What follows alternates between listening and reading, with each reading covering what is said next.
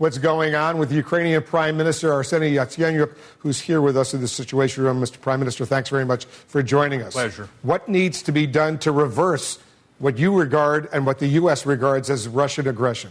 Well, Putin is fighting not just with Ukraine. He's fighting with the entire free world, and he's fighting with the United States and the European Union. And I truly commend the efforts that have been undertaken by the G7 member states and this very strong and bold statement. But the thing is that Putin never plays by the rules. He plays with the rules. And we did a lot in order to de-escalate the situation. Not sure that American viewers knew the roots of this conflict, but, in 20 years ago, Ukraine relinquished its biggest nuclear power arsenal. And it was so-called notorious Budapest Memorandum when we were granted and guaranteed territorial integrity, sovereignty and independence. In the end, we lost Crimea and we lost a part of eastern Ukraine. Just to go back a little bit in history, the President of the United States, Bill Clinton, signed that Budapest Memorandum. Did the United States betray Ukraine? No. The problem is that, this memorandum is more a political document. This is not a legally binding document. But we do understand that everyone has not only moral but political obligations to defend the world and to defend peace and stability. And it seems that the U.S. is doing everything to support Ukraine. And the U.S. is a flagship in terms of sanctions and in terms of strong and bold position against the Russian-led aggression. The U.S. is not doing everything you want, though. You want weapons, lethal aid from the United States to fight these Russians, right? Absolutely. You're not getting that. Look, what we are asking for, as I already told, we are not just talking about the Ukrainian case.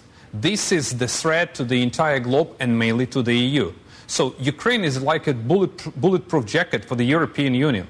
We ask for the defensive weapon in order to deter Russian army. And what's the response from the United States when you say to the President or the Vice President or the Secretary of Defense, Secretary of State, we need weapons to defend Ukraine? Because Ukraine's a big country and Russia is taking over increasing parts of it. What is their answer to you? No, Ukraine is the only country who is fighting against the regular Russian army. The answer is that the U.S. already sent American soldiers to train Ukrainian National Guard. They sent some electronic warfare. But we definitely need to get more, mainly the defensive weapon, to deter and to contain Russians. So when you ask for that and they say no, what's their reasoning? Well, they are considering and contemplating this option. The reason is quite simple. They believe that this could escalate the situation in Ukraine. But it's already escalated. Russians supplied hundreds of tanks, hundreds of howitzers, modern artillery, and even SA-11, SA-15, and SA-22. But the Russians deny that.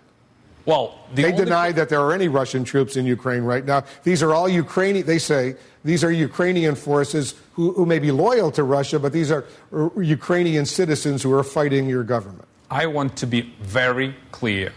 More than 10,000 Russian military boots are on the Ukrainian soil. And in addition, about 30,000 of Russian-led terrorists trained by Russian FSB and Russian army. So what's it going to take to get rid of them? Well, we expected that this so-called Minsk deal could be a good way how to de-escalate the situation, and we still believe that this is the only solution. But in order to make this solution viable and in order to implement the Minsk deal, we need to underpin diplomatic efforts with the strong, durable Ukrainian military. And we need to retain unity between the EU and the US and to act boldly, wisely, and in concert against the Russian-led aggression. Because yesterday we heard President Obama say at his news conference in Germany that the sanctions are working, the Russian economy is in deep trouble right now as a result of those U.S., those European sanctions. And he said he's willing to go further and escalate the sanctions if the Russians don't retreat. But Putin is showing absolutely no sign, despite the painful economic response in Russia, of responding to those sanctions. Well, mainly Russia was affected by the huge slide in oil prices and in addition by sanctions that have been imposed by the US and by the EU. The ultimate goal of Putin is to resume the Soviet Union. He wants not only Crimea, Donetsk or Lugansk, he wants the entire Ukraine. And this is up to the free world to deter Russia, to stop this Russian-led aggression and to make Russia to pay the price and to obey the international law and order. Do you fear some members of the European Union are weakening their resolve on these sanctions because in effect, it's hurting some of their own economies? That's what Putin expected. Putin expected to split the EU. Has he succeeded in splitting the EU? Not yet. But you fear that?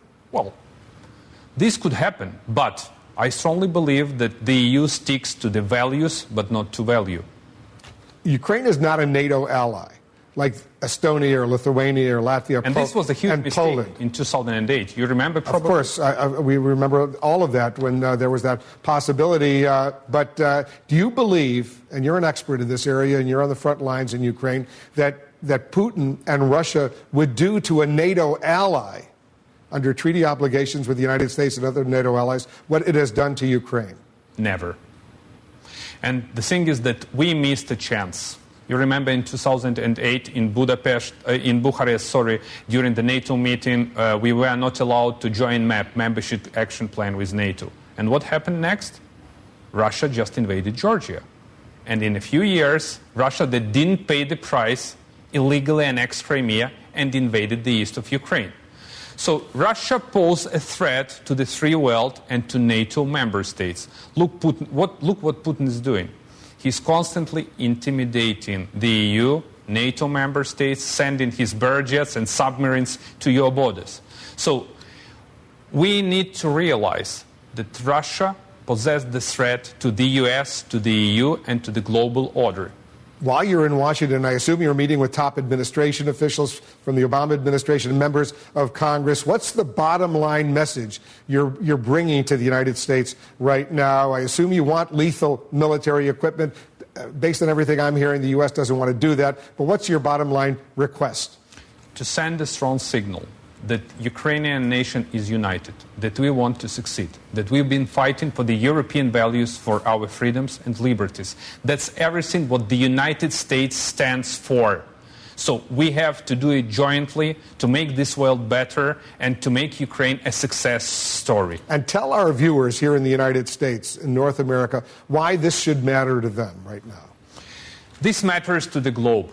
You are the leader of the free world. The United States is a country of real democracy, of real freedoms and liberties. So you are to defend the world, and you are to protect the world, and you are to support Ukraine as we stick to the same values and to the same ideas.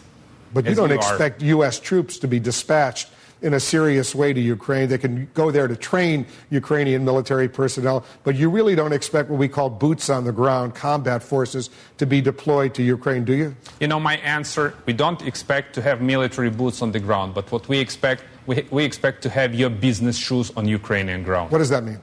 Investments. American business is to invest into Ukraine.